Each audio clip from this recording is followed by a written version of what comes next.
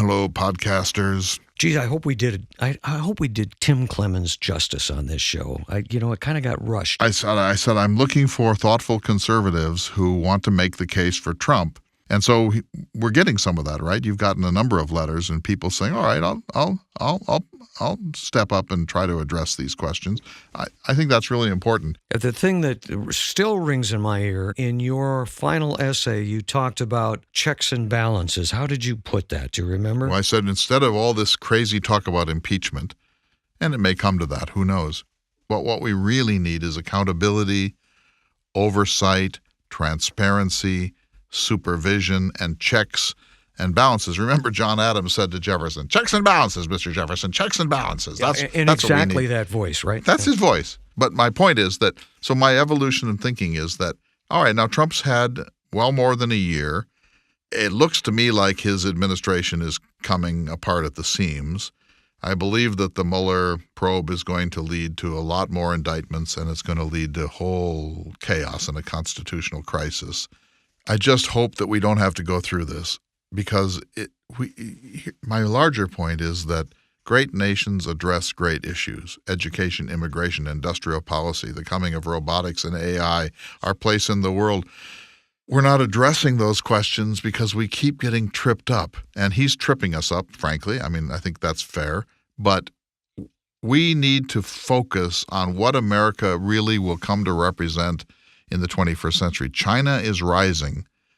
India is rising. NATO is losing faith in America and starting to say, well, we're going to have to do this by ourselves. The European Union is disillusioned with the United States. Canada and Mexico. I heard John Meacham talking about this over the weekend on a talk show, and he said, you want your two neighbors to be your pals and to be reliable and to be in harmony with them. Why would you want to create unnecessary tension with the two parts of your situation that you most want to be stable? He said, no other country in the world has this. Every other country in the world is surrounded by more difficult neighbors. We happen to be surrounded by two world-class neighbors. Why would we want to pick fights with them? And so the world is going to move forward, and great nations move forward, and we are tripping up over a bunch of things that I think are unworthy of the most important nation on earth, certainly unworthy of Jefferson's republic. But Donald Trump is Donald Trump, as they like to say. He's baked in. He is what he is. He's not changing. And he got elected. We have to always remember that he was elected, and that's how it works in our system. But we do need checks and balances, and the Congress has not been a very good other branch of government. For whatever reason, Congress has appeared to be relatively weak in saying, hey, we are a co-equal branch of government. We have a fiduciary duty to be a watchdog on any administration, Republican or Democratic. Congress has, I think, failed in some part at that. And so that's why people like George Will, who's a very deep traditional conservative, have said we must elect a Democratic House of Representatives in November to bring about a greater set of checks and balances for what is in many ways a runaway administration. Anyway, all I'm saying is that I urge all of us to ratchet this thing down and to try to stop taking the bait every time and to be more civil, but also to insist upon the truth if we can understand what the truth is, but to avoid this kind of easy talking point partisanship that I've been guilty of. I won't say you've been guilty of it, but I think all of us are guilty of at times. Does that make sense, or is that just Pollyanna? No. And thanks again to Tim Clemens for that letter. Hopefully he'll keep in touch with us. Well, I think he will, because I want, I've probably read a dozen books now trying to understand what the Trump anger phenomenon is all about. And it's actually helped, David. Here's I guess the last thing I'll say about this. Unless the outraged class, people who just think that Trump is Beelzebub, unless the outraged class comes to terms with the anger that he has embodied and now represents, we're going to have a rough go. We can't just dismiss this group of people as deplorable. We have to try to understand what their anger is. If their anger is misguided, we need to try to persuade them. If their anger is just, we need to face that. But it doesn't do any good to call names. 35 million people do actually seem to believe that he can do no wrong, that's worth knowing about. That's worth respecting. Even if you disagree with it, it's worth respecting. And with that, sir, let's go to this week's show. Good day, citizens, and welcome to the Thomas Jefferson Hour, your weekly conversation with, about, and many things concerning Thomas Jefferson. This week, we are joined by the creator of the Thomas Jefferson Hour, Mr. Clay Jenkinson. It is he who is seated across from me now. We are not in the barn because it's 105 degrees on the upper Great Plains. To steal a phrase that Joseph Ellis used to name drop a couple shows back, can we talk?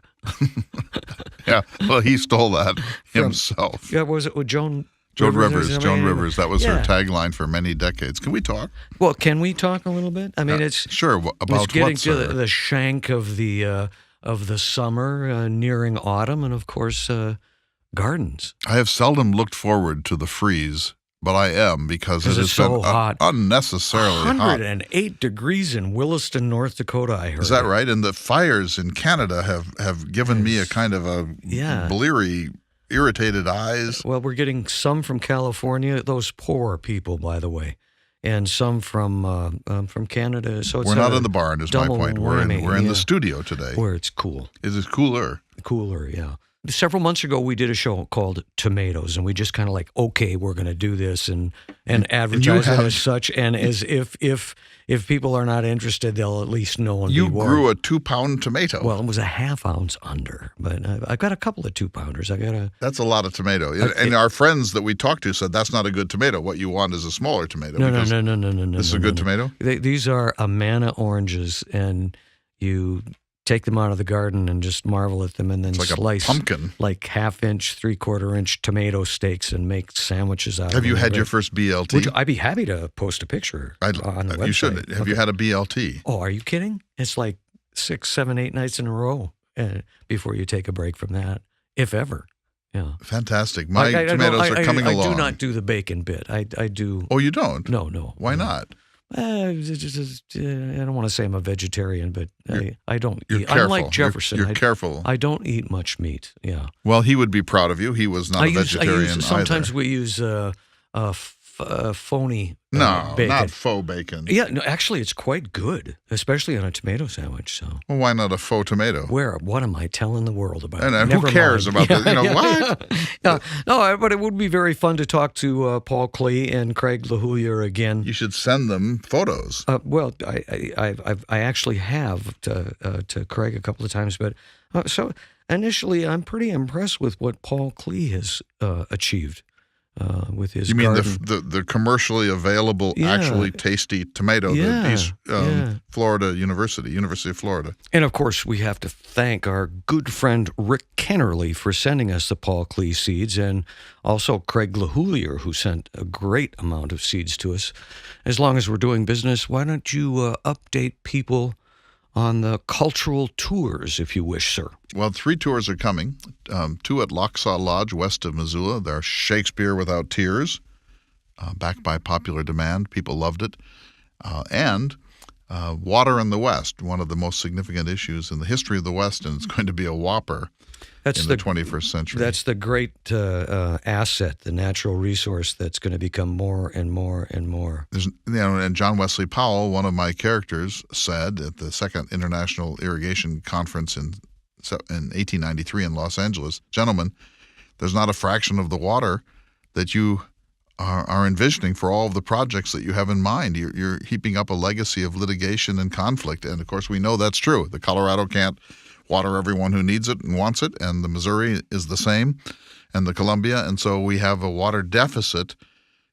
We couldn't support the communities that we do in Phoenix, Las Vegas, Los Angeles, and elsewhere unless water was engineered by human plumbing. Great book on this, Cadillac Desert. I think we've Mark mentioned that Reisner, before. one of the books for this It's for a this bit dated, retreat. but I think it's been actually updated. It has been. He's dead now, but there's also a 4-part documentary film based on Cadillac Desert Did by Jefferson Mark Reisner. ever write about water? Or Not much. Yeah, he was in a situation where Plenty of it. Yeah, and not worried about it. Plenty of it at Monticello, although we've talked before on this program about what happened when the cisterns went dry. Oh, right. Yeah.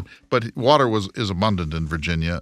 But if global climate change is real, we know something's happening, water is going to become a flashpoint issue west of the 100th meridian. And so this retreat is about water in the West. There's a series of books we're reading, and then the Shakespeare one. And then in March 2nd through 10th, Steinbeck out in Monterey, the second of our Steinbeck cultural tours. So they're all coming, and there's a huge buzz about them. What I have in front of me is a stack of letters, and we're going to get to some questions about France. So hold that one. But the water thing, before we stop that discussion, our state, North Dakota, pretty arid.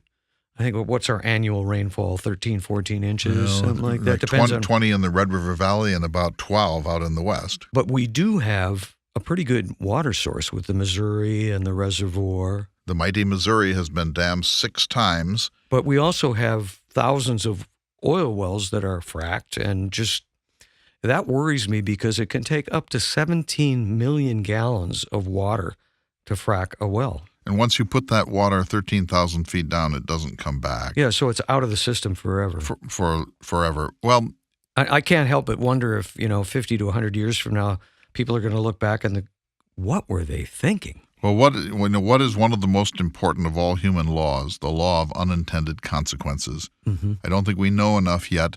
Missouri appears to be kind of an infinite source. There are going to be a lot of claimants on the Missouri River waters in the next decades. But the Missouri is, on the whole, an abundant resource. The Colorado is, on the whole, a deficit resource, and it tries to water way too many people. There are massive industrial water projects in Colorado, in Arizona, in New Mexico, but particularly, of course, in California. And the Columbia and the Colorado and the Missouri are amongst the most industrially compromised rivers in the world.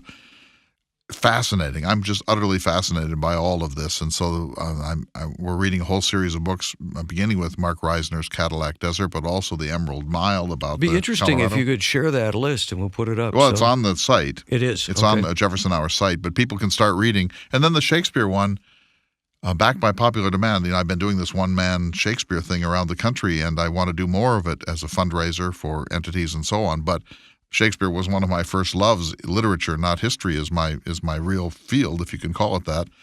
And so I've just so enjoyed doing these retreats. And then Steinbeck, I've said this before, he wrote a very nearly perfect piece of art. The right man at the right time, the right subject, the journey story of The Grapes of Wrath, one of America's handful of greatest works. His other works are great, but there's nothing in his body of literature like The Grapes of Wrath. He defined a period of history so well. And we Dakotans have a stake in this because North Dakota actually lost more people in the Dust Bowl years than Oklahoma did. This could easily have been not Okies, but Dakotans.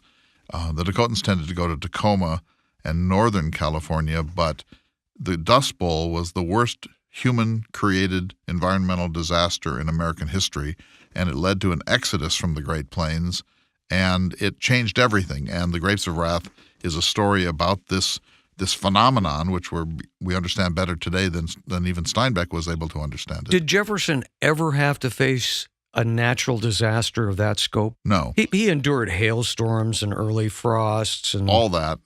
But there was the New Madrid earthquake in 1812, which was a huge thing, but it was way west of the Appalachians. Well, as I said, I do have a stack of letters. Let's go to them. And we're going to devote the rest of the show to answering them. And I want to say I've been reading parallel chapters in Jefferson biographies to try to compare and contrast them. So I've been reading Meacham's Jefferson and the Art of Power, John Bowles' new recent biography of Jefferson, and then I'm reading Fawn Brodie again. Really?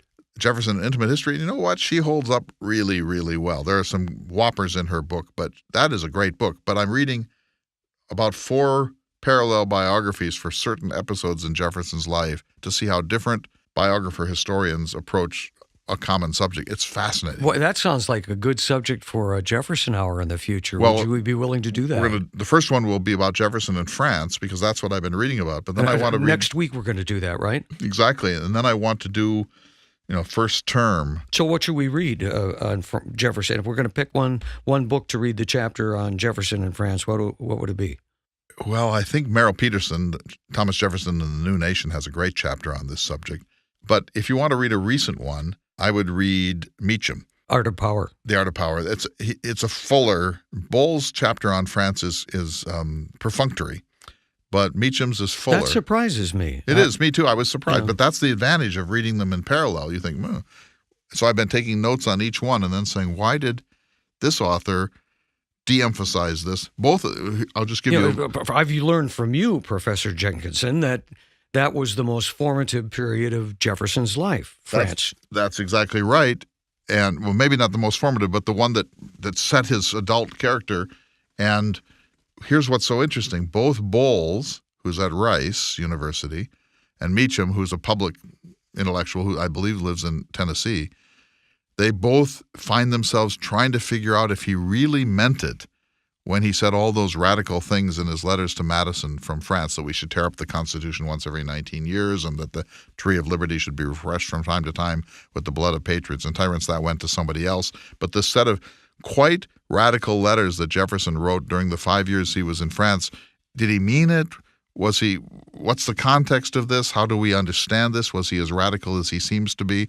I think, frankly, both of them get it wrong, but I'm fascinated by their analyses, and we'll go to that next week. Well, he was pretty overwhelmed by what became available to him in France, is my understanding. I mean, it wasn't like he was a country bumpkin, but boy, he couldn't walk down the street and get Bordeaux anytime he wanted.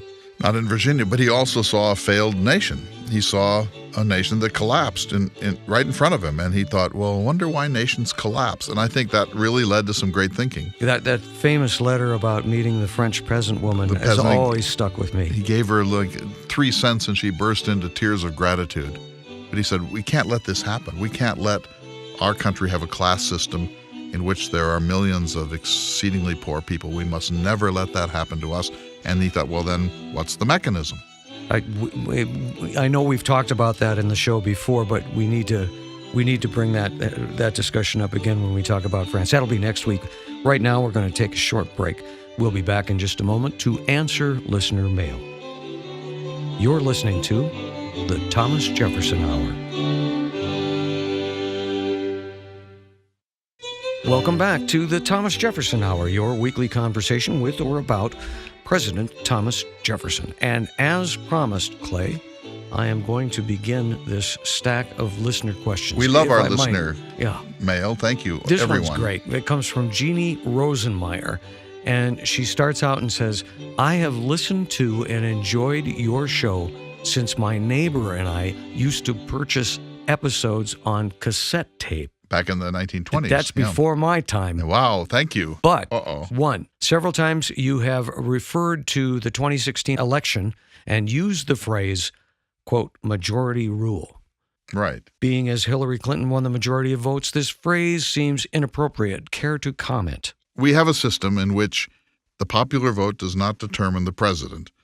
The Founding Fathers, in their wisdom, decided that there needed to be a distilling mechanism between the popular vote and the actual selection of the next president. And so they created the Electoral College, and the Electoral College is where the tally actually occurs. So it is possible that someone could win 100 million popular votes and only 40 million in the other side, and the 40 million vote winner might become president under the quirks of the Electoral College. That's our system. If we don't like it, we need to change it and develop a system by way of popular vote. But we have a system in which the popular vote does not determine the next president of the United States. We're all aware of that. It works in both directions. It has uses and it has liabilities. That's not how our Monopoly game works. We have a constitution. Our Monopoly game. Well, I mean, every game has a set of rules, yeah. And our rule is that the popular vote doesn't determine it. So you can say that's wrong, But it doesn't delegitimize Trump's election, is my point. It does not delegitimize Donald Trump's election. But I understand her point where her question's coming from, because often I have asked President Jefferson, and he maintains if it's 51%, that's who gets it. But that's not in relation to, Jefferson isn't commenting On the presidency. Right, yeah, he's talking about A vote on where to put the bridge or how high the tariff should be. And if that's the way we want it to be for the presidential election, then we have to, as citizens, change it, right? You cannot change it without a constitutional amendment. But if I ever slip and make it seem as if majoritarian rule works in every part of our national life, it's not true. For example, to convict somebody in a Senate impeachment trial, you need 2/3. For a treaty to go into effect, you need 2/3. We're not always simply majoritarian. We have supermajorities that are required for certain things like constitutional amendments, and the Founding Fathers set it up because they wanted a supermajority, not a simple majority on certain types of questions. I got a second half to this, and I'm really anxious to hear your response on this from Jeannie Rosenmeyer. As a resident of California, my vote counts for less than half the weight that yours does. Way less than half. North Dakota has 700,000 people. California, almost 40 million. She says, I don't see any solution to this underrepresentation in the future. There's no way for us to achieve full representation in a system that is rigged against us. What should we do? Secede?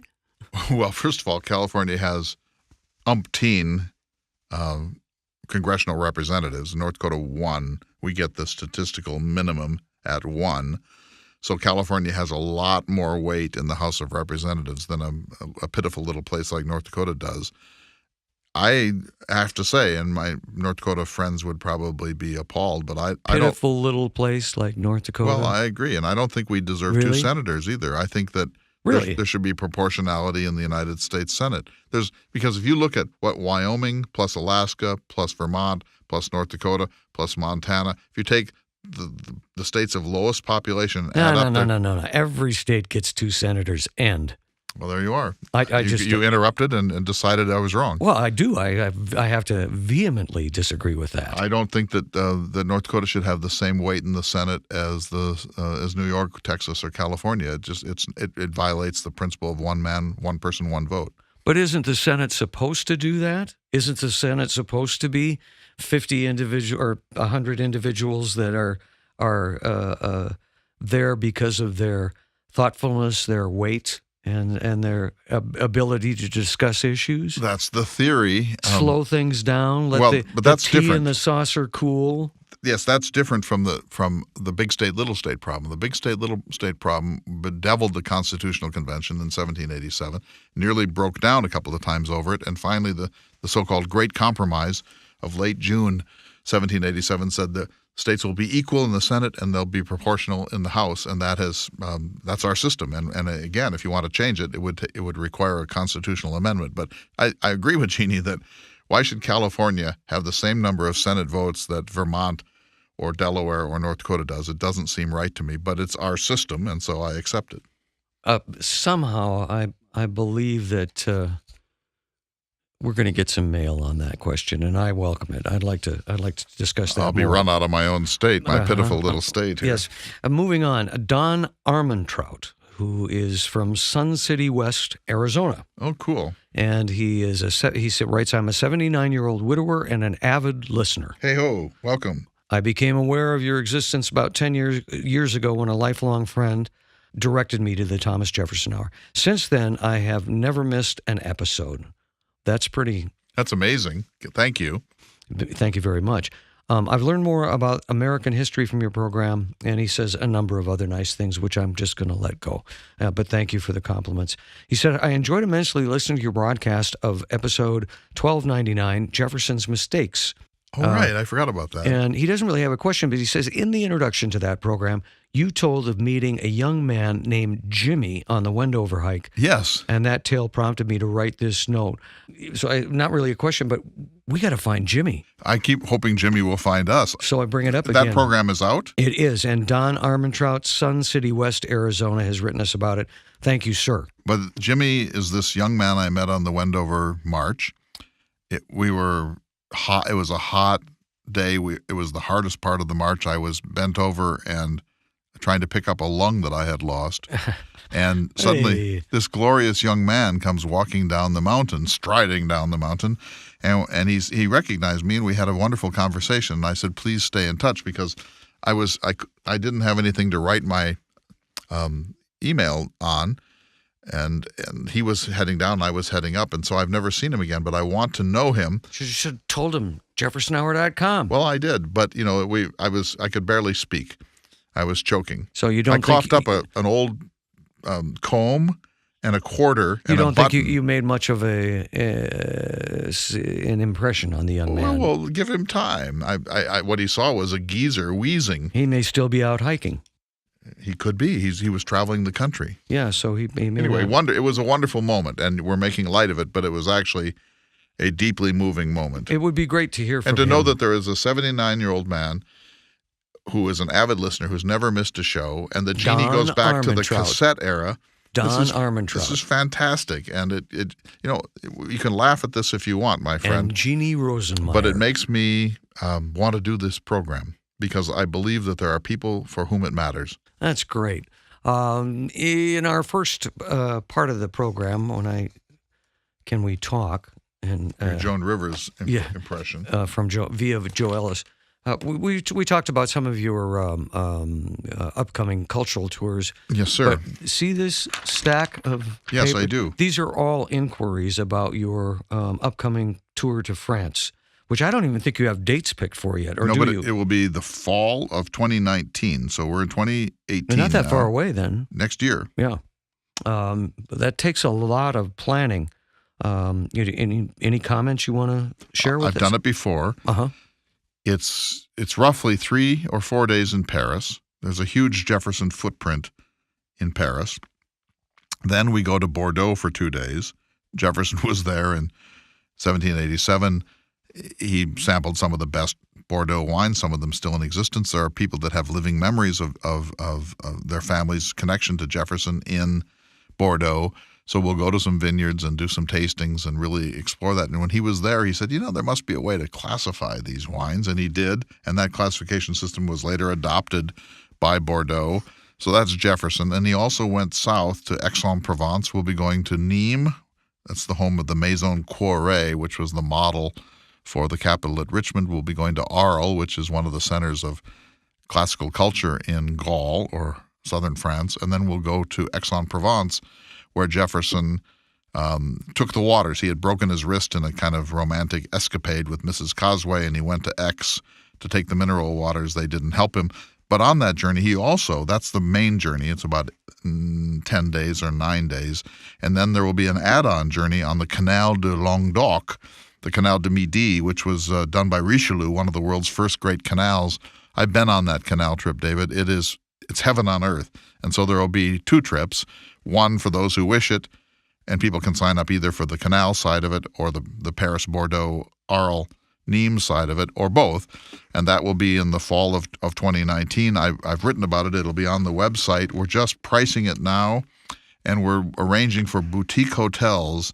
Oh, fun. All the food will be farm to table. I mean, this Nice. is not, you're not at a Holiday Inn in Paris near the airport. This is going to be Jefferson's Paris and Jefferson's France. And it's really a magnificent trip. And people are a little skeptical because we've been talking about it for a number of years, but I brought some new people into the management of the tour, and they are eager to do it. And we're going to have, I think, one of the spectacular cultural tours of the series in Jefferson's France in the fall of 2019. And people can sign up now. They can go to our website and call Nancy Franke, my personal assistant near Seattle, and tell her that they want to be pre-booked. Nancy is probably more than a personal assistant. She's kind of like my mother, my sister, Your boss. my boss. Yeah. A little bit maybe Stalin. And she looks out for you. Oh, she's great. She's the best. But she treats me like a wayward child. When you have it coming. Which is almost apparently always. We've talked about that. Okay, so a couple of memory tests for you. All right. Neil Jones writes, would you please tell me the name of the artist and the painting you referenced on your August 7th broadcast? I love your show. Thank you. painting. Well, I'm trying to think. Was he talking about there's two paintings that you've bought? Well, three actually. My gift from Chrysler of John Adams, Which I love, yes. and you said you thought it was a self-portrait of Chrysler. Yeah, that was I me. forget that. Yeah. We haven't heard from him since either. Nice gone. But then there was a woman who painted landscapes. Oh, my friend Katrina Case. No, I don't think so. It was somebody else that painted these massive landscapes. Oh, Catherine Meyer, Meier. Yes, I mentioned that in the Jefferson Watch essay. Catherine Meyer lives in Duluth, Meier. She paints these mural-sized paintings of the Great Plains, and it is astonishing what she does, David. She goes out and doesn't just take photographs. She camps and drinks it in and interviews people and hikes and listens to the coyotes. And then she goes back to Duluth and she paints these things that are 30, 40, 50 feet wide, these gorgeous paintings of just pure grass and subtle hills and ridges. And then she takes them back by way of a slide, a transparency. She takes them back out there and she puts up a big screen, and then she projects her painting onto the landscape that she painted, and it's kind of like postmodern in a certain way. It is. You got to go to her website. It's Catherine Meyer, Meier, and she is astonishing. But my friend Katrina Case also paints landscapes, and you can go to her website. It's Katrina with a K and then Case, C-A-S-E.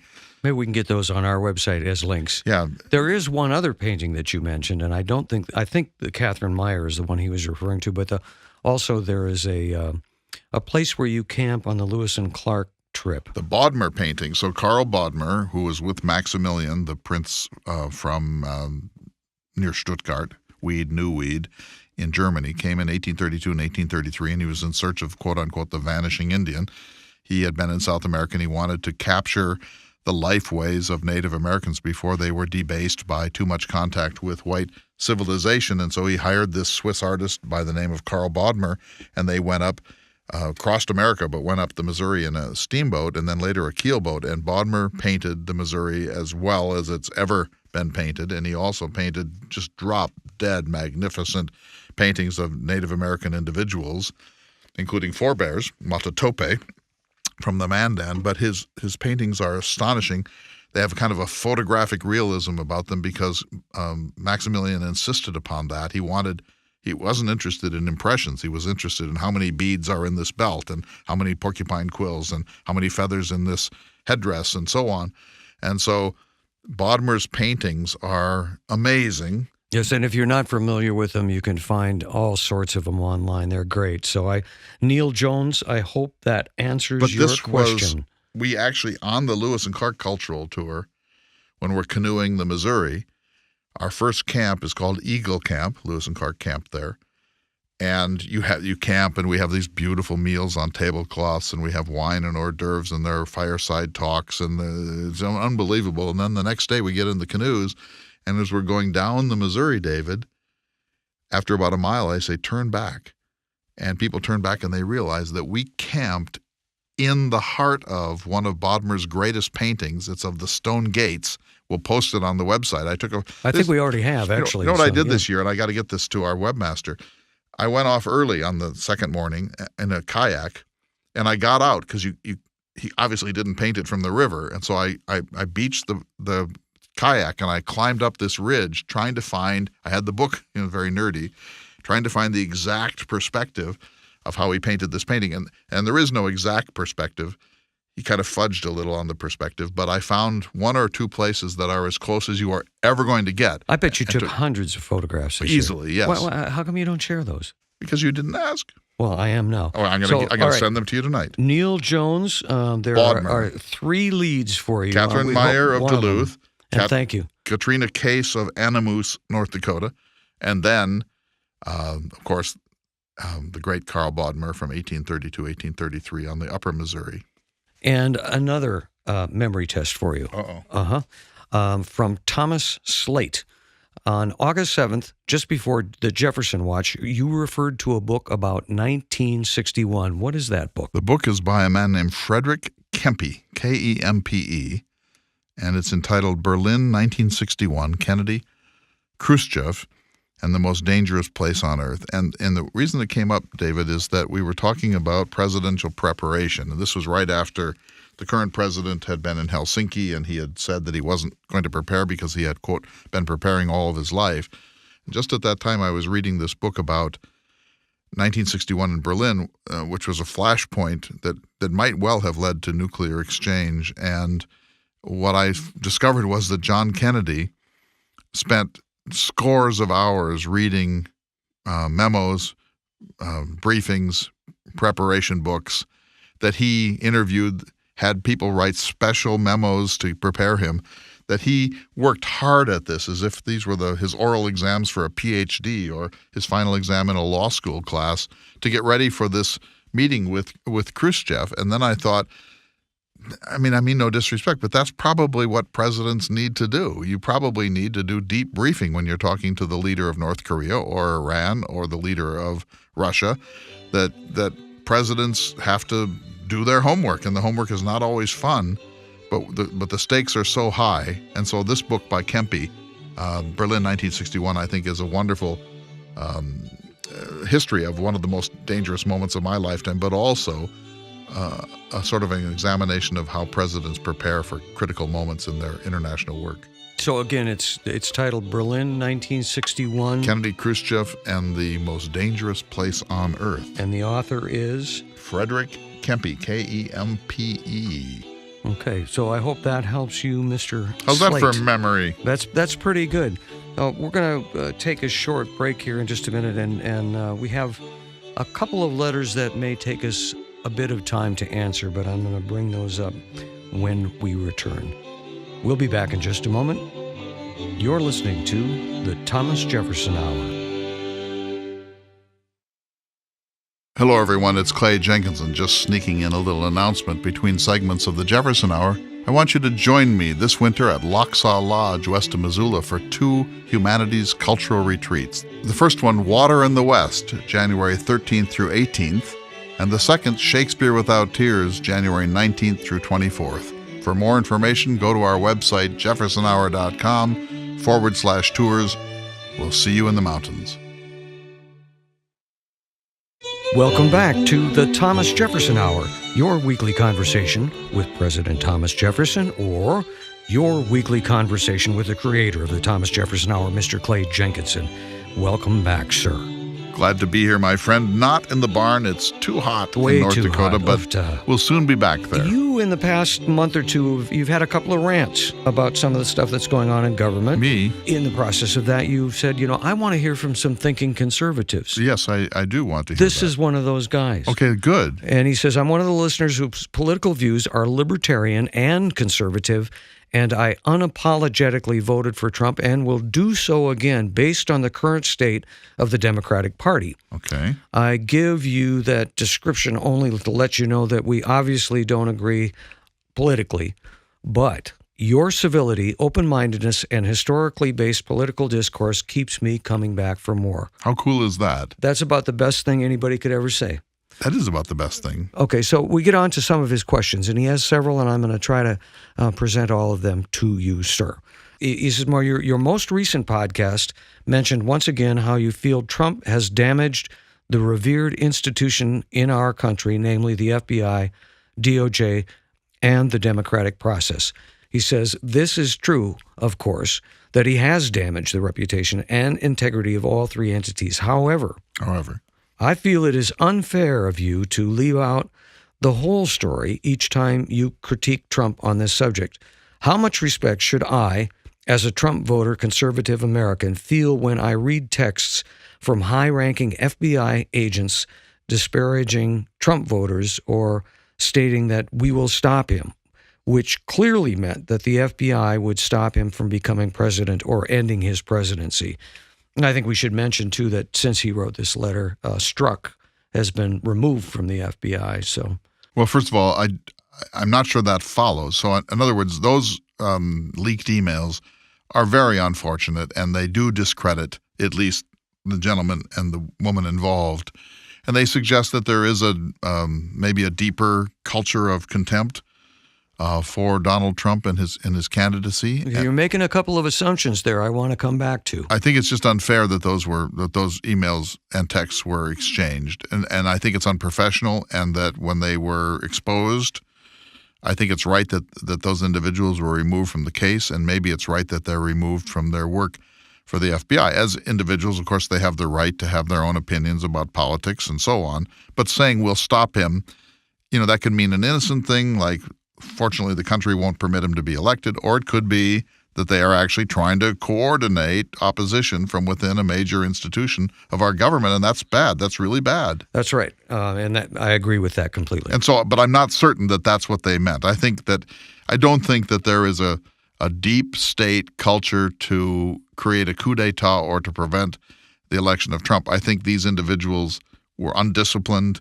and that they deserved rebuke, and that is the kind of thing that casts a whole institution into a shadowy light at times, and that's why we have to be, I've been saying this from the beginning, I think you'll agree, that the press needs to be exceedingly careful and scrupulous and as fair as it can possibly be, and our institutions need to be too, because if we decide we have to get rid of this individual, then it needs to be on clearly fair and constitutional grounds, not on some sort of a rejection by the American people through underhanded means. When you discuss something like this, I think you have to be very cautious not to get into that false equivalency argument. Having said that, I will read on. He says, Strzok of the FBI helped clear Hillary while simultaneously opening up an investigation on Trump with regards to Russia. Coincidental? Then he got himself on the Mueller probe before the text became public. If Hillary had won, we would know nothing regarding the bias that he displayed. Think of that. The faith or lack thereof in the FBI is not the sole result of Trump's attacks. That may be, but he's the first president I can ever think of that has used high school language to try to tear down this institution. I mean, you look at the history of the FBI. Bobby Kennedy signed an order for J. Edgar Hoover that had no reason or proof allowing him to wiretap Martin Luther King. I mean, it's not like the FBI has always been perfect. No, in fact, it has often surveilled against American citizens who were innocent. But I can never remember a president using schoolyard language to attack one of our institutions that's there to protect us. Of course, they're not perfect, but I think Comey made a serious mistake. Comey made a serious mistake twice in the election run-up of 2016. First by saying we're not going to indict Mrs. Clinton, but her judgment was really off. And then just days before the election, coming back and saying, now the new emails, that the access to a computer that we didn't have previous access to makes us want to reopen this case. It's arguable that cost her the election, but no matter what it did, it's unprofessional. The FBI needs to have a better set of protocols and to discipline itself. And now we're in danger. We're recording this at the end of the summer of 2016. We have to be careful that the FBI's investigation of the Russia issue doesn't in any way get in the way of the process of the 2018 midterm elections. And this is a very serious problem now. There's been a politicization from both sides of the FBI and the Justice Department, and frankly, it has self-politicized.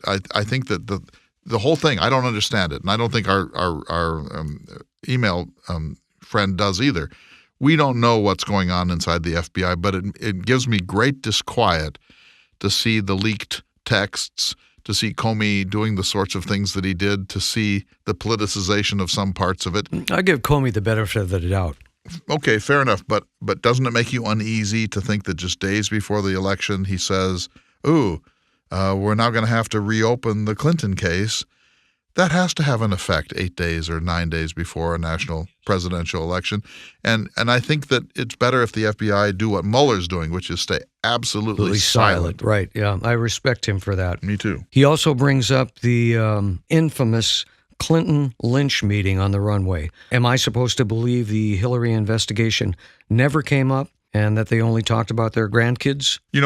I have to say I agree with him. Even if Bill Clinton was disciplined, and he is not the most disciplined person who ever walked on earth, the appearance, the optics of that are bad. So if Trump says to Comey, can't you go light on Flynn?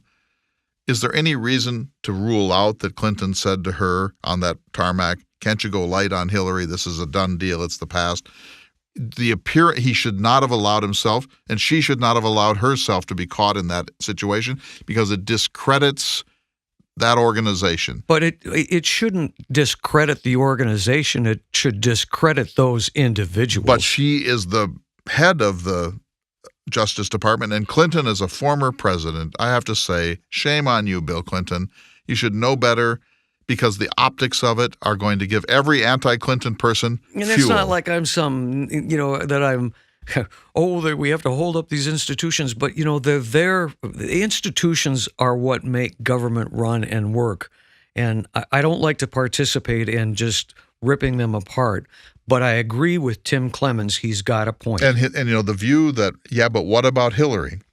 That's that false equivalency. But it is not a false equivalency because the Clintons, in the way that she handled the problem of the emails, her snotty responses, her snarky answers, the delays. She's not president. She's not going to be. I know, but I'm just saying that if you say, well, Trump this, Trump that, then you have to allow the other side to say, but isn't it hypocrisy for you to be like righteous about Trump and that you want to give a pass to the Clintons? Agreed. That's the problem. No, you're absolutely right, and I give Tim Clemens his point.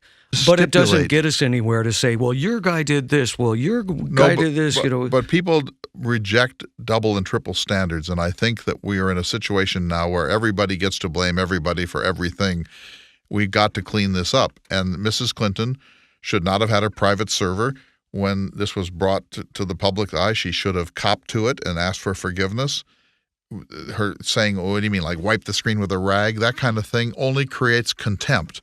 And so now the conservatives, and I know lots of good conservatives who think, well, why do we have one attitude when the Clintons are up to no good, and now when Trump is up to no good, if he is, there's this righteousness as if he's the worst person who ever lived. I think that quid pro quo gets us nowhere. But the fact is that Bill Clinton made a colossal mistake on that tarmac.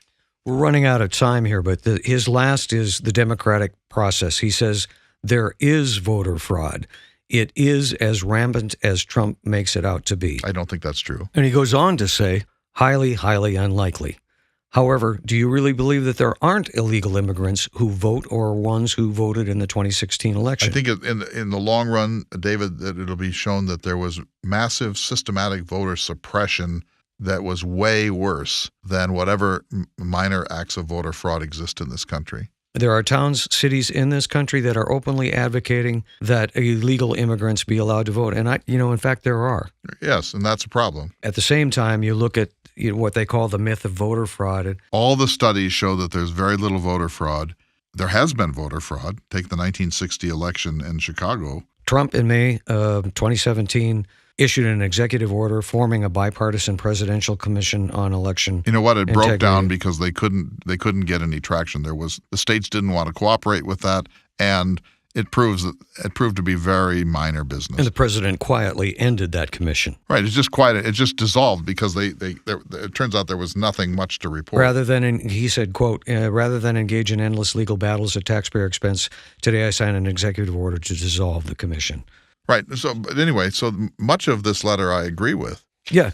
Well, he's got a point, and it's intelligently presented, and I hope that I presented it as intelligently as he wrote it. We need civil discourse. So, Tim Clemens, thank you. He signs it, your friend along the political spectrum down south, Tim Clemens. Now, Jefferson was a libertarian, so they agree there. Hopefully we'll hear from Tim again, but Tim, I hope you feel that we were thoughtful in our answer. But right now, sir, it is time for this week's Jefferson Watch. I'm organizing a cultural tour of Jefferson's France, so I've been reading about those amazing years between 1784 and 1789. If ever we had a perfect ambassador to France, it was Thomas Jefferson. His oral French was never great, but he was precise and disciplined, and his command of French prose was excellent. He loved France almost as much as he loved America, but everything he did during those 5 years was to promote the interests and the reputation of the United States. He was the least ostentatious and dandified diplomat at the court of Louis XVI on the tightest diplomatic budget, but he was so thoughtful, dignified, and informally elegant that he was a general favorite in court circles. He felt privileged to be witness to a second revolution in one lifetime. It is true that he misread the trajectory of the French Revolution pretty badly, especially the Reign of Terror, but that is because he believed in the human project, believed in the capacity of average people to govern themselves, and let his congenital optimism get in the way of his geopolitical acumen. Probably nobody in our national history has been as fully civilized as Thomas Jefferson. He knew 7 languages. He was an extremely gifted amateur architect, America's first-grade wine connoisseur, one of our greatest scholars, classicists, and bibliophiles, a talented maker of music, and an even more talented connoisseur of music.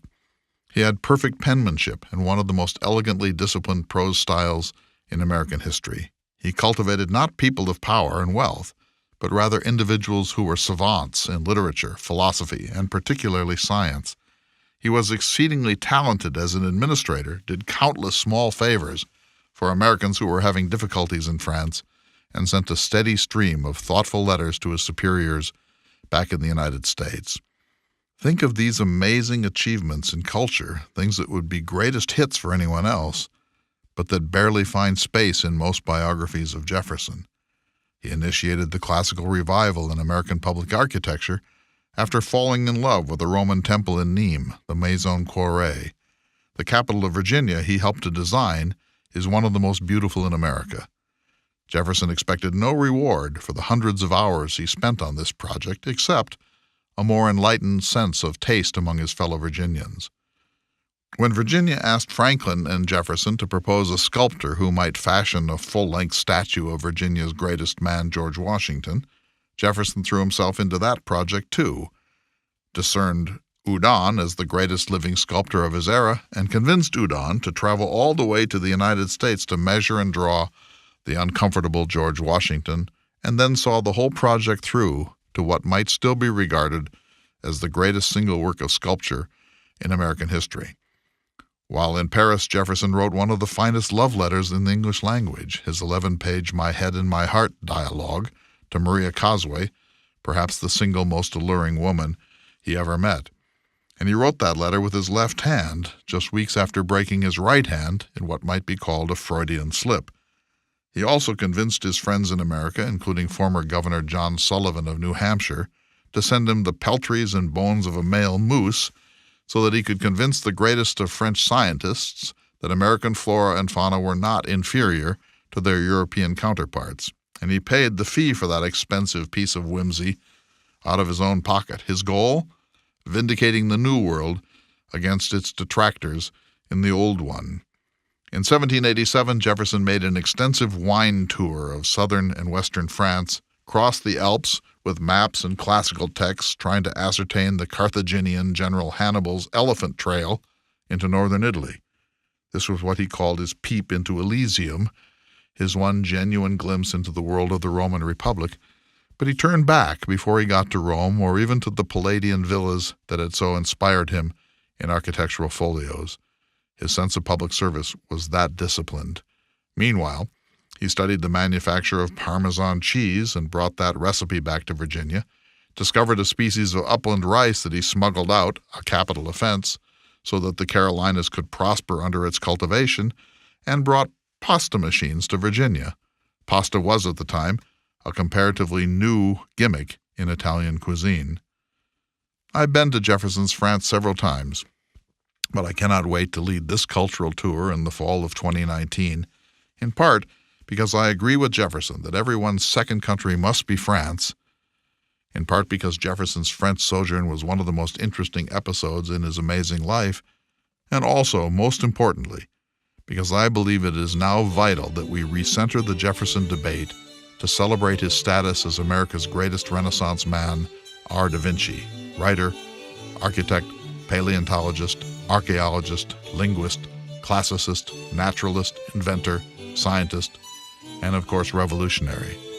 Yes, Jefferson was a slaveholder, and he was arguably a racist and an apartheidist, but while these are very important problems in the life, achievement, and character of Jefferson, but they must not be permitted to cast a full or permanent eclipse on one of the greatest creative artists and statesmen in the history of life on Earth.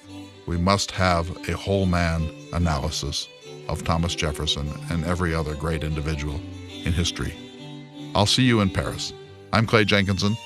We'll see you next week for another exciting edition of the Thomas Jefferson Hour. The Thomas Jefferson Hour is brought to you each week by Dakota Sky Education. The program is distributed nationally by Prairie Public Radio. President Thomas Jefferson lived from 1743 to 1826, and this program presents his views. President Jefferson is portrayed by the award-winning humanities scholar and author, Clay S. Jenkinson. To obtain a copy of this or any past show for a $12 donation, please call 888-828-2853. Again, that number is 888-828-2853. This program is also available online at jeffersonhour.org and on iTunes. If you'd like to correspond with President Jefferson or submit a question for him to answer on the program, please visit the website at jeffersonhour.org.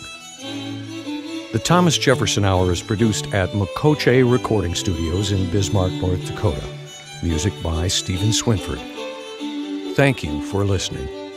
Please tune in again next week for another thought-provoking, historically accurate program through the eyes of Thomas Jefferson.